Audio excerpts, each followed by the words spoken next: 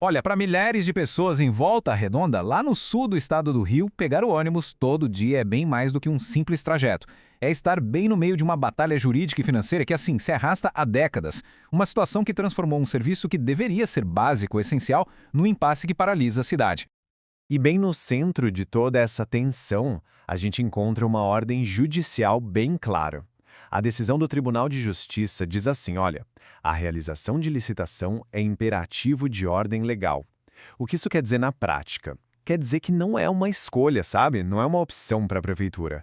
É uma obrigação legal. Pois é exatamente nesse ponto que a cidade inteira fica travada. É como um cabo de guerra, sabe? De um lado, a gente tem a justiça empurrando para frente, dizendo que precisa modernizar tudo com uma licitação pública, e do outro, do outro lado estão as empresas de ônibus fincando o pé no passado e falando: calma lá, antes de qualquer coisa, a prefeitura precisa pagar pelos nossos investimentos de todos esses anos. Então, a grande pergunta é: como uma situação chegou a esse ponto? Para entender esse impasse de hoje, a gente precisa voltar no tempo. E não é pouco tempo, não. A gente vai lá para a origem de tudo isso, os contratos. E a chave para a gente desvendar essa confusão toda está em duas palavrinhas: caráter precário.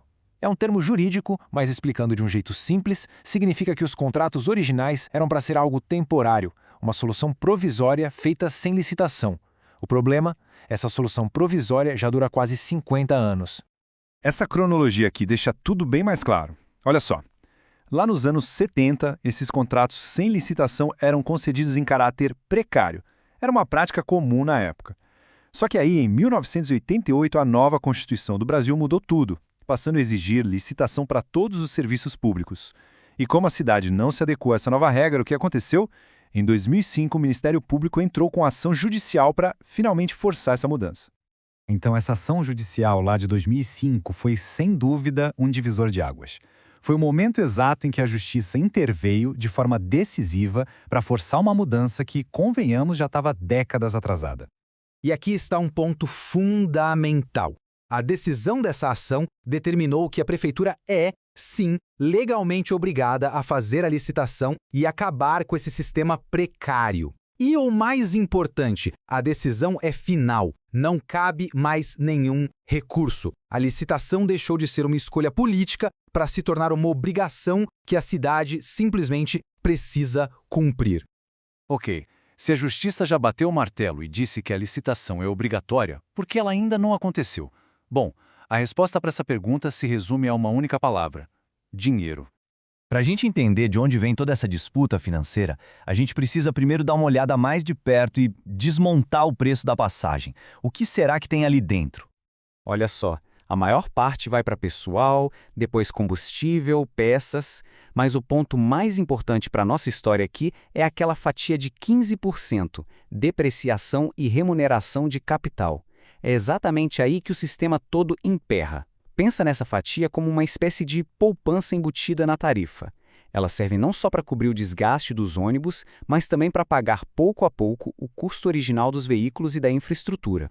E é aqui que está o coração do argumento delas para pedir uma indenização. As empresas alegam que, ao longo de todas essas décadas, o valor arrecadado nas tarifas nunca foi suficiente para pagar totalmente, para amortizar os investimentos que elas fizeram em ônibus e garagens. Por isso, elas exigem que essa suposta dívida seja quitada antes que qualquer nova empresa possa assumir o serviço.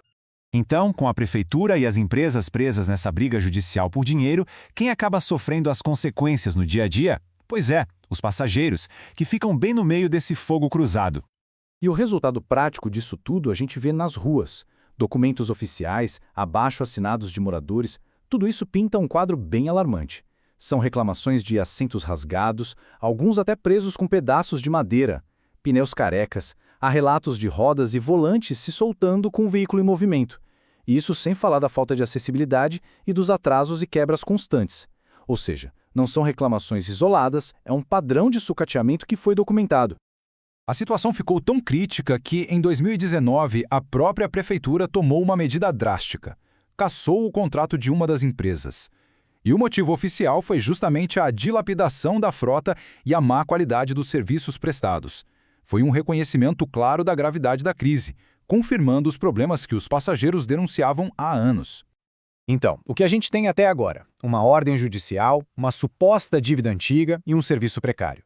E como essas peças todas se conectam? Elas acabam formando um círculo vicioso, um ciclo que mantém a cidade presa no mesmo lugar. E esse esquema ilustra perfeitamente esse ciclo do impasse. Vamos lá, passo a passo. Primeiro, a Justiça ordena a licitação para modernizar o sistema. Segundo, essa licitação só pode acontecer depois que as empresas antigas forem pagas pelos tais investimentos não amortizados. Terceiro, a Prefeitura e as empresas não chegam a um acordo sobre o valor dessa dívida, o que exige uma perícia judicial demoradíssima. Quarto, enquanto essa briga financeira toda rola, as empresas antigas continuam operando com os contratos precários de sempre. E o quinto e último passo, a qualidade do serviço vai de mal a pior, mas o sistema fica completamente congelado, esperando a resolução do pagamento. É um ciclo que se retroalimenta. Como o sistema completamente travado nesse ciclo, o futuro do transporte em Volta Redonda continua incerto. É uma viagem que, até agora, parece não ter um destino final. E isso nos leva à grande questão que fica no ar. Como uma cidade consegue avançar quando seu passado tem um preço, e ninguém consegue entrar num acordo sobre qual é esse preço? A situação em Volta Redonda vai muito além de uma simples disputa contratual. Ela serve como um exemplo claro de como a inércia, as dívidas do passado e as longas batalhas judiciais podem acabar mantendo toda uma população refém, presa numa viagem que parece nunca chegar ao seu destino final.